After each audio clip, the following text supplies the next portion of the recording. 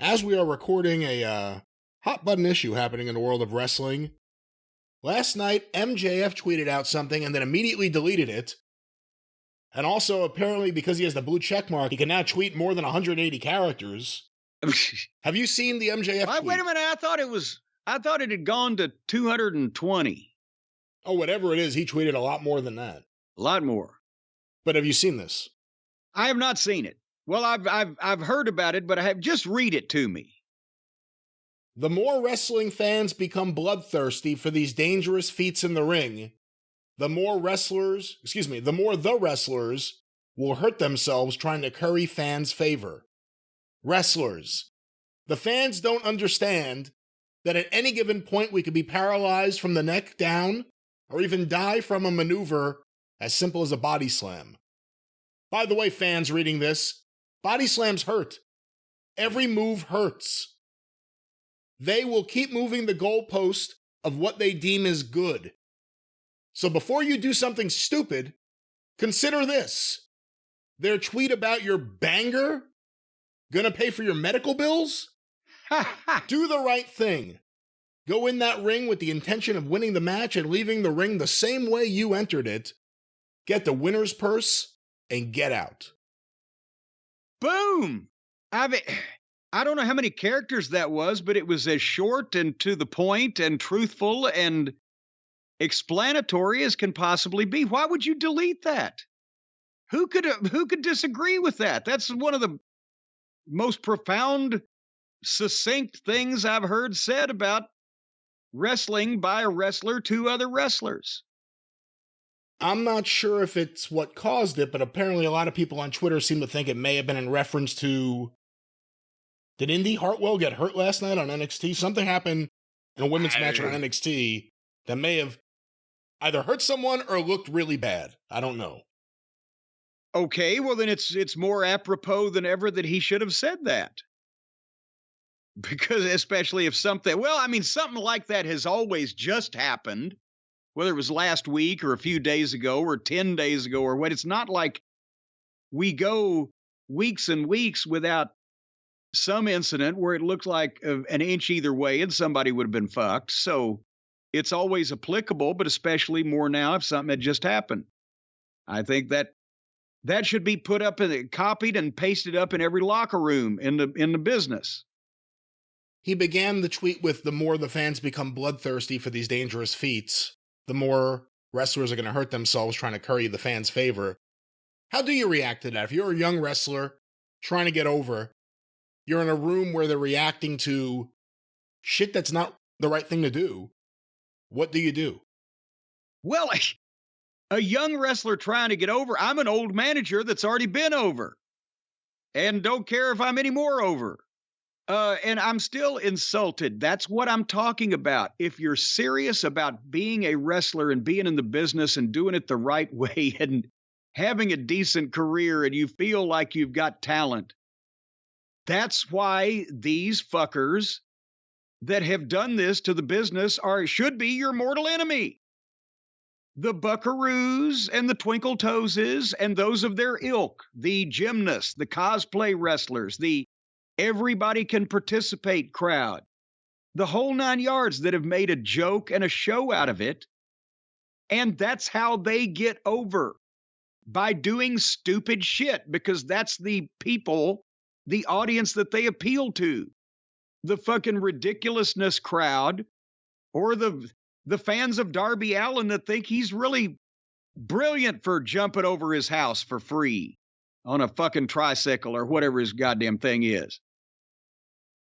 And the more that they pollute and or prostitute what the wrestling business was, and is supposed to be, the harder it becomes for guys who don't want to do stupid, death-defying shit. Especially not for no money, but even for money. It makes it harder for them because the people have seen miscellaneous goofballs that they can't remember their name. They don't know what they look like. They couldn't pick them out of a police lineup. Hey, did you see the guy got set on fire on Twitter with a fucking baseball bat shoved up his ass? And everybody sees that for 10 minutes, and then nobody remembers who those motherfuckers are, except the medical personnel that sew them up, stitch them up, wrap them up, graft their skin, whatever the case. They might remember them a little bit longer. And then the fans go, okay, well, remember I've said in this show, they made them chant for furniture instead of wrestlers. What do you, goddamn, if Shawn Michaels, as temperamental as he was when he was on top, had been in the ring and during a WWF title match, people, instead of chanting for the people in the ring, would have been, we want tables, he'd have fucking left the goddamn match. The problem was when the fans, when it stopped being the young fans and the women chanting and it started being the smart grown fans adult chanting. men. Yeah. The men used to be fishing in their fucking pocket for a knife to go cut the fucking heel. Now they're fucking chanting creative chants while guys are going through furniture. But anyway, all of that, yes, all that plays a part. So yes, for the young wrestlers, that's why you should be offended that these people are in your business. That's why I have been offended that these people got allowed into my business, because they make it harder for people who are serious about what they're doing and want to do it right. And promoters like Tony Khan or every independent promoter that wants to run garbage wrestling or have the greatest show of all time in front of 73 people in a fucking barn, they let those people, those wrestlers, get away with doing that shit.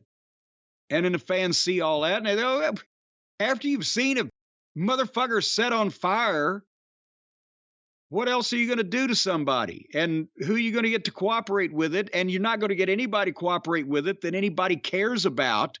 You're only going to get people to cooperate with this shit that are current garbage fucking wrestlers that nobody knows or cares whether they live or die. So of course, yeah, throw the guy off the fucking roof. We don't give a shit. Because who the fuck is he? He's not a star. He's a circus geek. Instead of biting the head off the live chicken, they're setting themselves on fucking fire.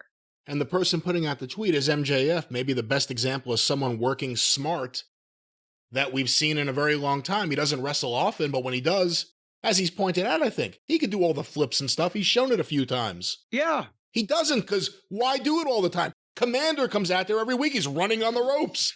I've seen that. Big deal. But MJF does things in a smart way, and you hope that people see that and want to do more of that, more of being a cerebral wrestler. Imagine that. He's the world champion for the only competition domestically to Vince McMahon's evil empire, and he's in his mid-20s, and he's got a tremendous upside and talking about a bidding war, and he does it just because his shit makes sense and people know who he is and are moved to some emotion by what he says and does. Not, there's another miscellaneous fucking frog-faced fuck jumping off the goddamn roof into a pile of barbed wire. I guess that's the hope, though. You hope the next generation of wrestlers, beyond who trains them, which is a whole nother issue, they're influenced by an MJF. They want to do something more like that than hate to use him as the example, but we already have Commander, just having the ability to catch your breath and run on the rope. Well, but it doesn't matter, because if the promoters continue, Tony's the classic example. I'm sorry. And I know he's a nice guy and he does wonderful things to people. He's ADD or whatever initials he's got. He's a numbers guy for a reason. Much like Uncle Dave sitting over there crunching all those quarter-hour ratings until your fucking eyes would bleed. There's something going on in the brain. And Tony books like a real dedicated mark, not just a fan, but a real dedicated mark, books in his basement, which is what Tony was doing by his own admission for the previous 20 years before he started this company. And if you don't have promoters that will draw a line and have some standards and put on a wrestling show instead of a stunt fest to make them popular with all the fucking friends they have on the indie scene, this is what we've got. And you're not gonna. Most people, unfortunately, now have just moved on from wrestling because it's so hokey and silly and fake and childish. And who the fuck is scared of all those guys and all the million reasons we talk about? And guys that have been serious in other generations about getting in the wrestling business, they say, I don't have anything in common with these fucking cartwheeling kookamungans. What the fuck? I'm a 6'3", 260-pound guy that played college football, and now I'm bouncing in a fucking bar. And even if you want to talk about just angles and stuff, okay, I want to do serious things. I want people to think of me seriously. You work with them, you have to do bad comedy, bad skits. Brandon Cutler's behind the camera. Let's make jokes about that. Who wants to do that? It's just the flavor of the whole thing. Some big guy like that would have got into pro wrestling in years past. And now he'll go, well, what? Then they'd have me on TV and they'd break my video game and I'm going to be mad about that. Whatever the fuck. Why would you want So the promoters need to be a knot yanked in their tail as well as the wrestlers. And MJF's tweet, I give it a, because it was perfect.